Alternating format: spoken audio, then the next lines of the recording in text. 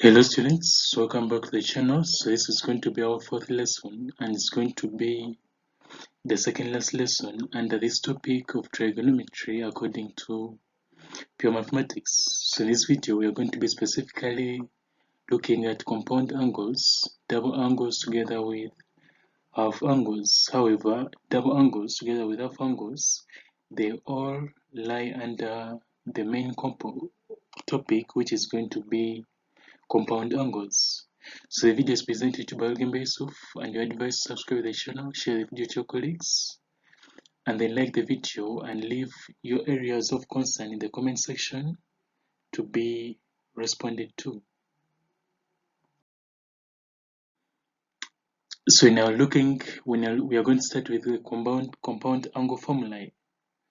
So for compound angle, we are going to have trig functions of sine and cos together with tan being the form of a plus b, whereby the angle we are going to be adding two angles. One may be unknown and the other one may be known.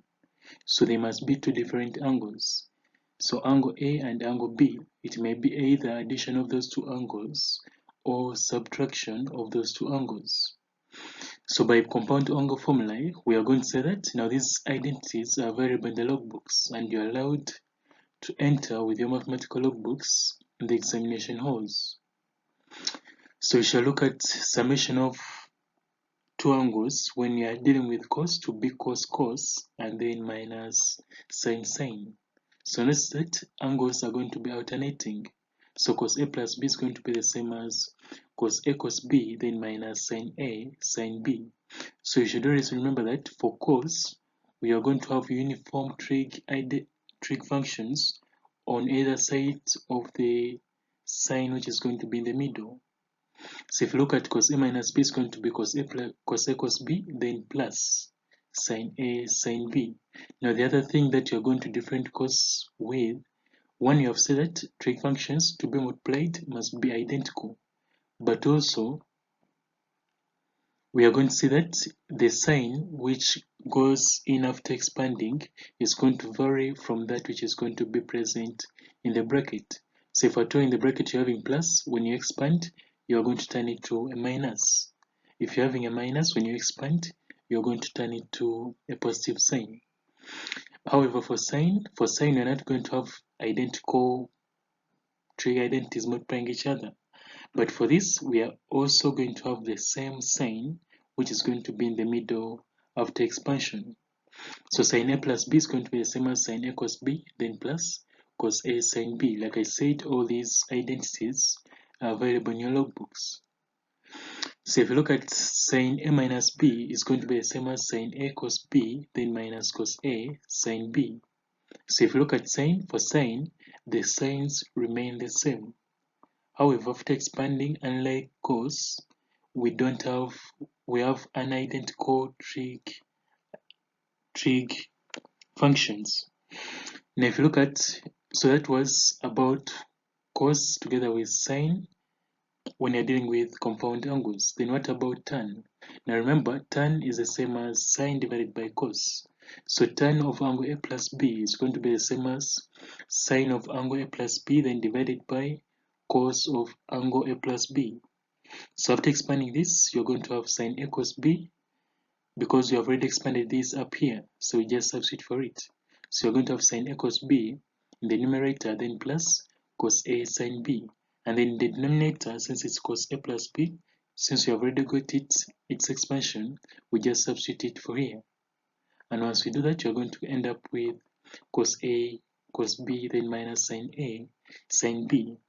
Now since we want things in terms of tan, then we need to divide every term here by the first expression in the denominator. So you're going to divide through by cos A cos B throughout each and every term.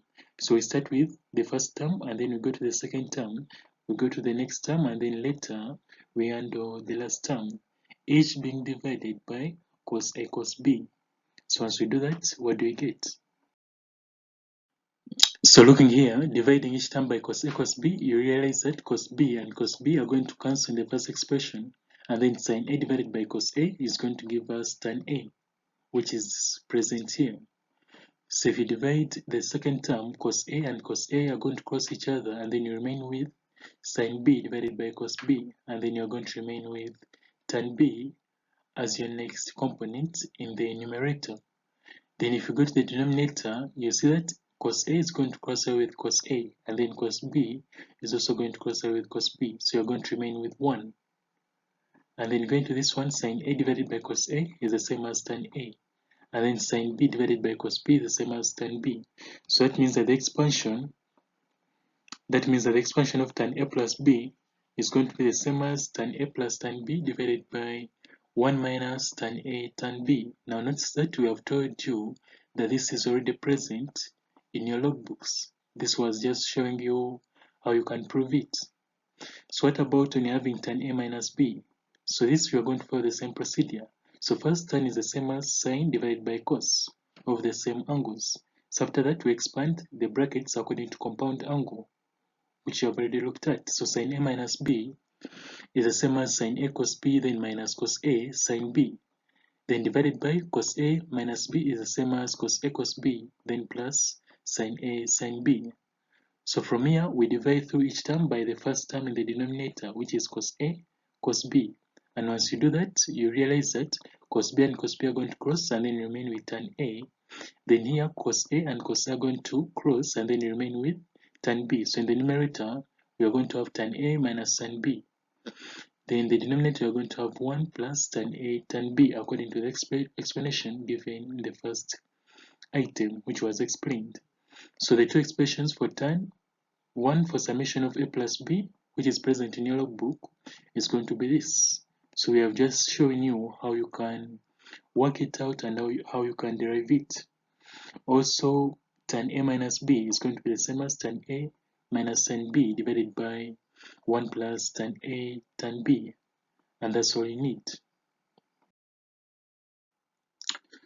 So having looked at that, let's look at the worked examples under compound angles. Now remember, we have already worked out these ratios. In the first video, we explained why we draw the angle in the first quadrant, why we draw the angle in the second quadrant, and why we draw the angle in the third quadrant. So all that was covered in the first video, which was named as Introduction to Trigonometry. So I expect you to be very keen and to understand all these items that have been presented. So they have told you that A and B are acute angles. That means that they are going to be lying in the first quadrant. So when you're sketching our triangle, we sketch it in the first quadrant. So they have told you cos A is going to be the same as 24 divided by 25. But remember, cos is the same as adjacent. So our adjacent is going to be 24 divided by hypotenuse, which is going to be 25. So our first task is to get the value of x. So we do that by using Pythagoras theorem. So by Pythagoras theorem, x is going to be the square root of 25 squared minus 24 squared. And you're going to get 49. Square root of 49 is going to give you 7. So from here, since we already have cos A, then we have to find sin A. Because if you look at the expressions, or if you look at the expansions of all these angles, you will see that you're going to have both sin A and cos A. We're also going to have cos B together with sin B. So we have to get cos A together with sin A.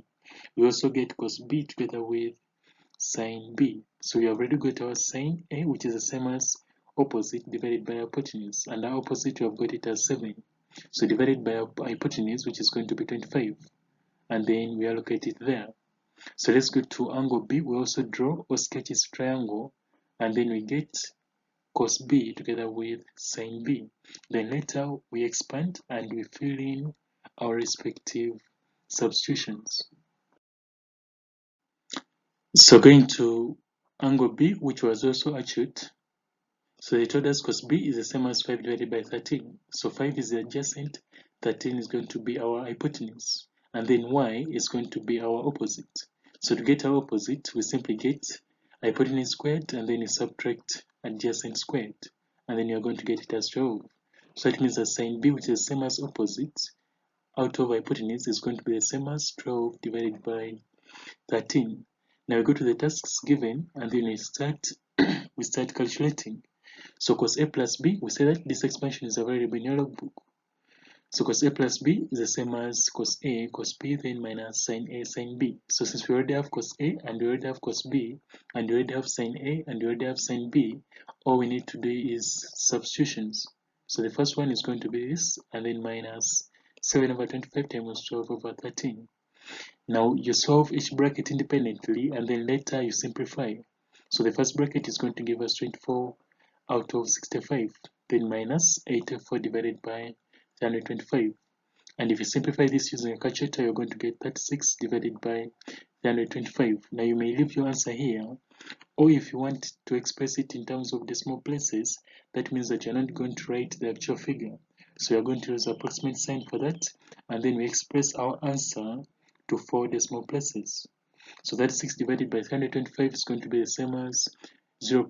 Or is going to approximate to 0.1108. And this is going to be your final answer. You make sure that if you have not used fractions, your final answer is in terms of 4 decimal places. So going to task 2, it was about cos A minus B. So we expand using compound angle, and then you substitute for cos A cos B, and then sin A sin B. You start by solving one bracket to get a singular fraction. After that, we'll get 24 divided by 65 being added to 84 divided by 325. So as you do that, you're going to end up with 204 divided by 325. Now you may end your solution here, or you may express it in terms of decimal place. And once you do that, you make sure that it's 4 decimal places. And the final answer is going to be 0.6277 as your final answer. So finalizing that, we also look at task 3, which was about summation of A plus B and a sign. So by compound angle, sin A plus B is the same as sin A cos B, then plus cos A sin B. Then from there, we substitute for sin A, which is 7 out of 25, then multiplied by cos B, which is the same as 5 divided by 13. Then we also substitute for cos A, which is the same as 24 divided by 25. Then we multiply it by sin B, which is the same as 12 divided by 13. So simplifying the first bracket is going to give us 7 out of 65.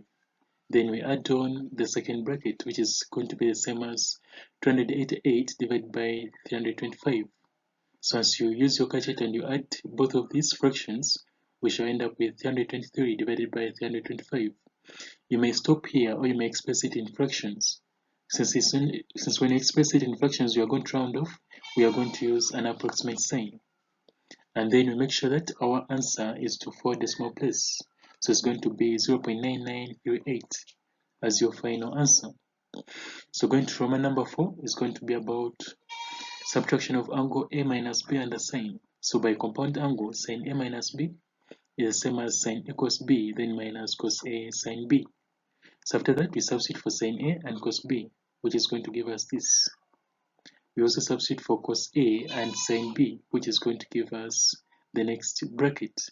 After that, we simplify bracket per bracket. So the first bracket is going to be 7 divided by 65, and then minus 288 divided by 325. So the answer that you're going to get in terms of fractions is going to be negative 253 divided by 325. Expressing it in decimal place, we use the approximate sign, and we make sure that our final answer is to 4 decimal places. So it's going to be negative 0.7785. So moving on to item 2. Item 2 is saying A and B are going to be acute angles such that sin A is 12 over 13 and then sin B is 4 over 5. So without using tables or calculators, we are supposed to express sin A minus B into a singular fraction. So let's look at, now since here we are having two different angles, we are having sin A and we are having sin B, then you also have to get cos A and cos B, simply because in the expansion of sin A minus B, we usually have to get the corresponding angles of cosine together with cosine A together with cosine B. So proceeding, first we had sin A divided by sin A to be the same as 12 divided by 13. So sine is the same as opposite divided by hypotenuse. So when we make our sketch, we do that. So we have to get our value of x using hypotenuse theorem. So it's going to be the same as 13 squared minus 12 squared, which is going to be 25. So square root of 25 is going to give us 5. So it means that cos A is going to be the same as adjacent, which we have got as 5, then divided by hypotenuse, which is 13. So cos A is going to be this. So we do the same with angle B. For angle B, we also draw a separate triangle. After that, they said sin B is the same as 4 over 5. So I put here 4 since this is the opposite, and then 5 to be the hypotenuse, and then you have to get the adjacent using Pythagoras theorem. So in doing that, you're going to get the difference between the squares of 5 and 4, which is going to be 9. So square root of 9 is going to give us 3. So since our adjacent is 3, that means that cos B is going to be the same as 3 divided by 5. So after getting our cos and sine, let's also get, or let's answer the item as per the tasks given. So for this, we simply just have to write the task requirement, and then we expand it using compound angle. We do substitutions, and then we first simplify bracket per bracket. We get singular fractions. We press everything in the calculator, and then you are going to end up with a solution of 16 divided by 65. If you want to use fractions, you make sure that you use approximate sign, and then your answer must be in terms of 4 decimal places. So proceeding, let's look at another question or item. So looking at this, you are being given that alpha and beta are acute angles. That means that all your sketches, the angles must be in the first quadrant. So sine alpha is equal to 7 over 25. So since we are given sine alpha, we also have to find cos alpha. Then cos beta is equal to 5 over 13. Since we are given cos beta, we also have to find sine beta, which we have already explained above. So the task requires to find summation of alpha plus beta under sine. We also get the difference between alpha and beta and cosine. So let's start by finding the cos alpha. So since sine alpha is equal to 7 over 25, we get the other side, which is the adjacent side, using Pythagoras, and it's going to be 24. So cos alpha is the same as adjacent, which is 24, divided by hypotenuse, which is 25. So proceeding, we go to another beta, and you also get the sign for it. So they gave us cos beta to be 5 over 13. And remember, cos from the first video is equal to the adjacent divided by hypotenuse. So adjacent was 5, and then hypotenuse is 13. So you have to get the opposite using Pythagoras theorem. And it's going to be the difference between the squares of 13 and 5. And you're going to end up with 144. So square root of 144 is going to be 12. So it means that our sine beta is going to be the same as 12 divided by 13. But remember, we are given tasks of sine alpha plus beta. So we expand this using compound angle after we make substitutions. After making substitutions, we simplify each bracket separately. So it's going to be 7 over 65, then plus 288 divided by 325. So the answer is going to be 323 divided by 325 in terms of fractions. If you express them in two decimal places, you make sure that they are 4 decimal places and then use approximate sign, simply because you might have rounded off.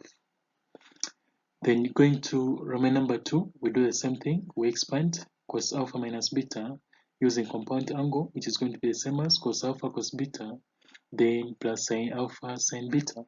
Then you make substitutions. We first send the multiplication.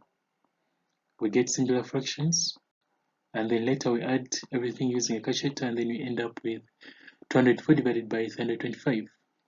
So simplifying this is going to be the same as 0.6277 as your final answer.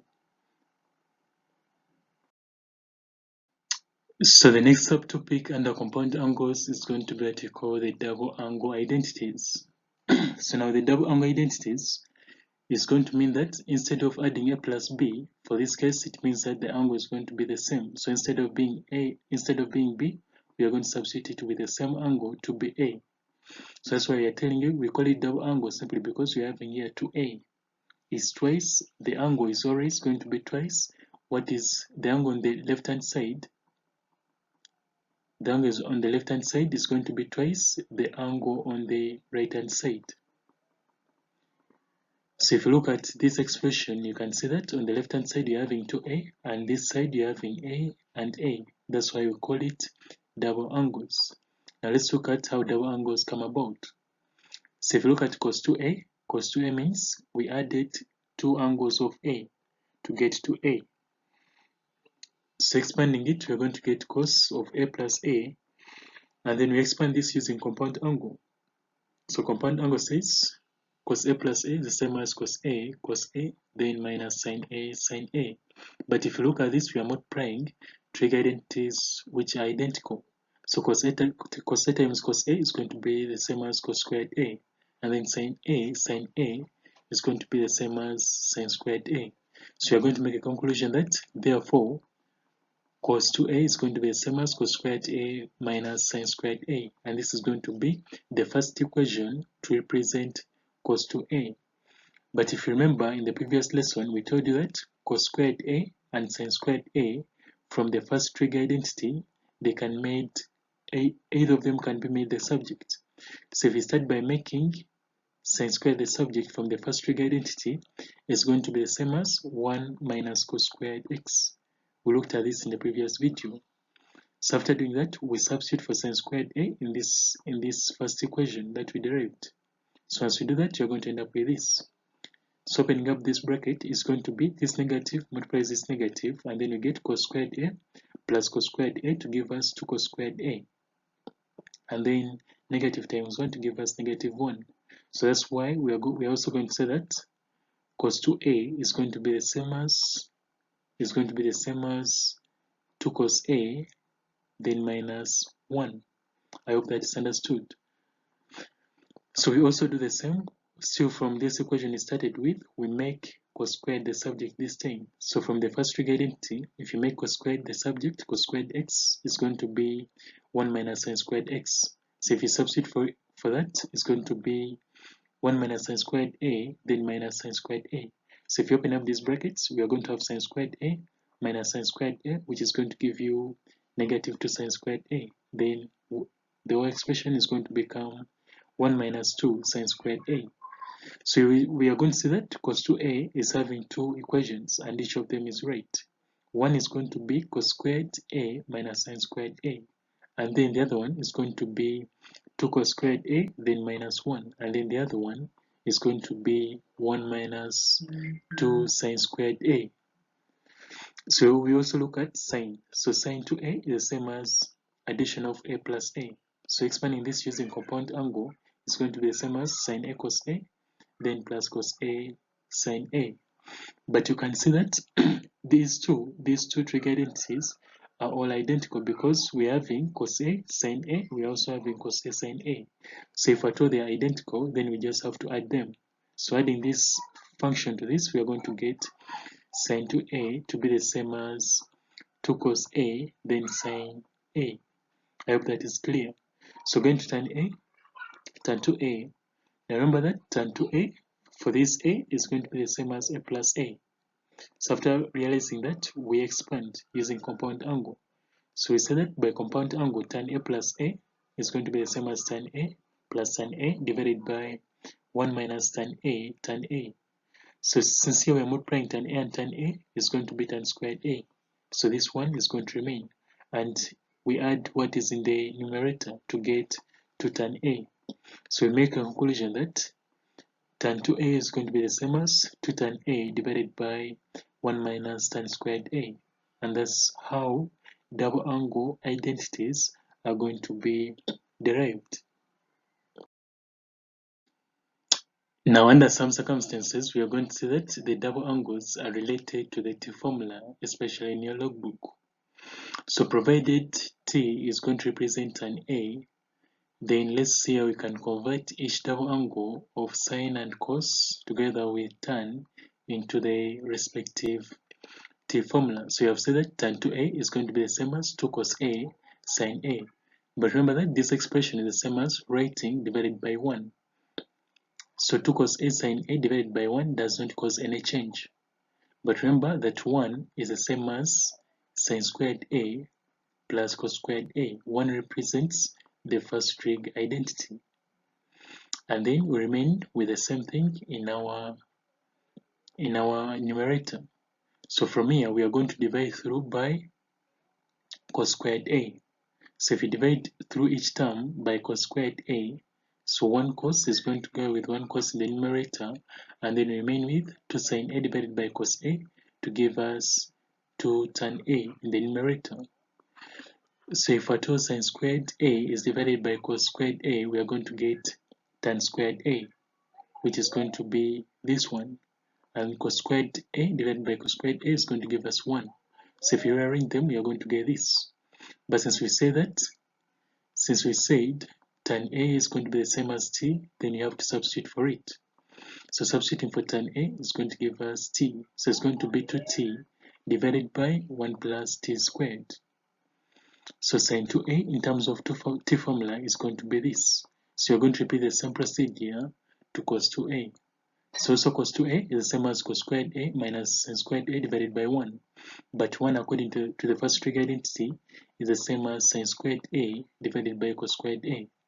So after that, we divide through each and every term by cos squared a. So once we do that, we are going to get 1 in the first place. And when we divide through by cos squared a, we are going to get tan squared a. And once we divide through this cos squared by cos squared, we are going to get 1. And once we divide sin squared by cos squared, we are going to get tan squared a. So since we say that t is going to represent tan a, if we shorten it, it's going to be the same as 1 minus t squared divided by 1 plus t squared. So expansion of cos 2a in terms of t formula is present in your logbook. So here we are showing you how you can derive each and every trig formula under the double angles. So you have already looked at sin 2a and you have already looked at cos 2a. So if you go to tan 2a, you just have to substitute for t to be equal to tan a so that you can get the corresponding formula, which is going to be 2t divided by 1 minus t squared. So in case a simple working for that is required, we are going to say that tan 2a is going to be the same as sin 2a divided by cos 2a. But sin 2a is the same as 2 cos a sin a, then cos 2a is the same as cos squared a, then minus sin squared a. So we divide through each and everything by cos squared a. So once you do that, you're going to get 2 tan a in the numerator, and in the denominator, we are going to end up with 1 minus sin squared a. So since t represents tan a, in the numerator, you're going to end up with 2t divided by 1 minus t squared. Like I said, all the 3 identities that you have derived are present in your logbook. So here we are showing you how you can derive or attain or prove them. Now, having looked at that, now let's look at half angles. So just like the title suggests, we just have the angles of double angles. So half angles are going to be simply halving the angles of double angles. So if at all we say that the double angle, remember that cos 2a, we say that it's equal to 3 expressions. So this was the second expression. So if you're dealing with, this is a double angle simply because we have here, the angle this side is twice the angle which is present on your right hand side. So when we say half angles, we simply have the angle both on the left hand side together with the right hand side. So once we divide the angle by 2 here, we are going to get cos A. And once we divide the angle by 2 on this side, we are going to get A over 2. So that means that cos A is going to be the same as 2 cos squared A over 2 minus 1. So that's what half angles mean.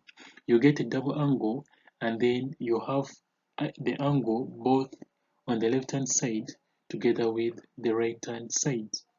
So if you make cos squared A the subject for this case, you're going to end up with a half into bracket of 1 plus cos A, simply by bringing 1 this side and then dividing through by 2. That's how you end up with this expression. I hope that is understood. So going to cos 2a using another expression, of course. So this was the second expression. If at all we use another expression, cos 2a to be equal to 1 minus 2 sin squared a. This was the third expression. So for half angles, we divide the angle this side. We also divide the angle this side. So that means that cos a is going to be the same as 1 minus 2 sin squared a over 2. So if you have to make sin squared a over 2 here the subject, we are going to take it this side and then we bring cos this side and then we divide through by 2. So that's why we make a conclusion that implying that sin squared a over 2 is going to be the same as a half divided by bracket of 1 minus cos a. And this is going to be our second equation from half angles. So proceeding, tan 2a, we say that according to double angles is going to be equal to tan 2a then minus divided by 1 minus sin squared a. But for half angles, we have to have the angle both on the left hand side together with the right hand side on each and every trig identity. So we end up with tan a to be the same as 2 tan a over 2 then divided by 1 minus sin squared a over 2. So having looked at, so those are the three identities in terms of half angles. So let's look at how we can apply them in solving real life problems. So you're going to prove that cos A divided by cos A out of 2 then plus sin A over 2 is equal to cos A over 2 then minus sin A over 2. So if you look at our proof, we said that in the previous lesson that if you're handling proofs, we handle only one side. So for this case, we're going to go with the left hand side. But if you see in our proof, we are only having half angles. That means that we need to work out a way of getting rid of this full angle, and we get an half angle, and you have already given an expression for that. But before that, we are going to first rationalize so that we can simplify our denominator. So the left hand side, we start by writing it, and then we rationalize our denominator. I hope you remember what I mean by rationalizing. Also for trig functions, rationalizing is going to mean the same thing, just like in sides. What changes is going to be the sign, which is between the two trig identities. So if you're rationalizing cos A over 2, then plus sin over 2, you're going to rationalize it with cos A over 2, then minus instead of plus.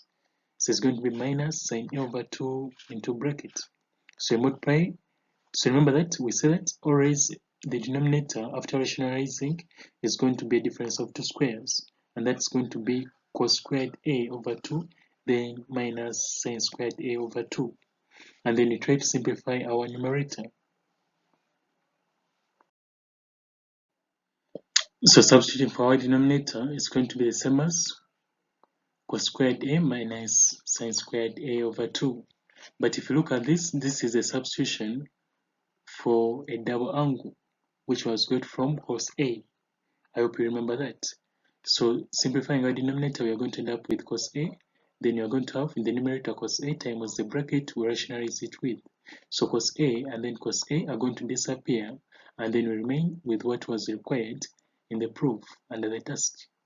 So if you go to question 2, item 2, which is going to be the last one for this case, we are going to be proving that cos 2a then plus sin 2a divided by cos 2a minus sin 2a is equal to sec 4a then plus tan 4a. So we are going to start by handling the left hand side.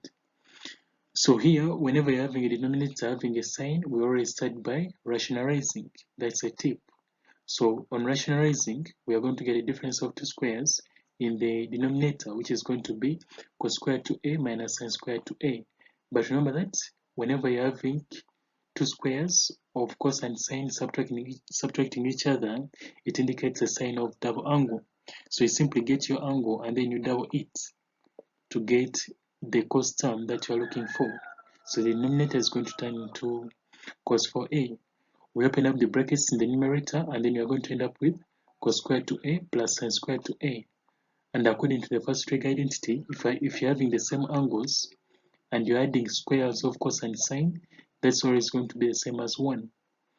And if you look at this expression, 2 sin 2a cos 2a is coming as a result of expanding sin 4a. It's a double angle. So we also condense it by saying that it's going to be the same as 1 plus sin 4a to be present in our numerator. But if you look at what you're trying to prove, we are trying to prove separate terms.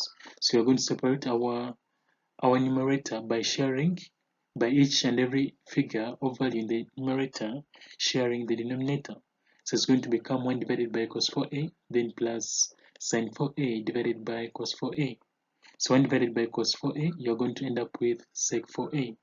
Then plus sin divided by cos, you're going to end up with tan 4a. And that's what was required in the proof. So that was it for this video. We meet in the next lesson, which is going to be finalizing trigonometry, where we are going to look at our formula, which is in form of r cos alpha plus beta or alpha minus beta. So you're going to be looking at our formula in the next lesson, together with the remaining part, which is going to be about factor formulae, and then we shall call trigonometry to be done as a lesson. So meet in the next lesson.